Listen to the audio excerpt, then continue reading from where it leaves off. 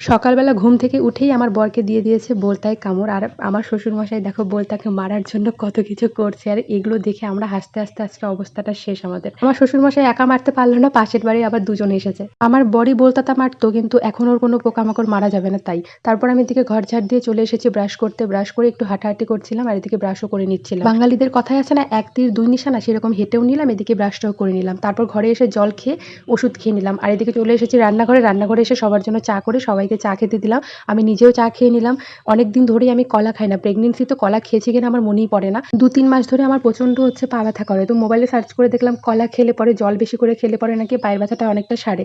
তো দেখি কি হয়। একদিকে তারপর কলা খেয়ে আমি চলে এসেছি এখানটায় মসলার কৌটোগুলোকে ধুয়ে দিতে। মসলার কৌটোগুলো ধুয়ে দিয়ে তারপর যেখানটায় সাজিয়ে রাখি কৌটোগুলো, সেখানেও সার্ফের জল দিয়ে একটু পরিষ্কার করে নিলাম। এখন এগুলোকে সাজিয়ে রাখলাম।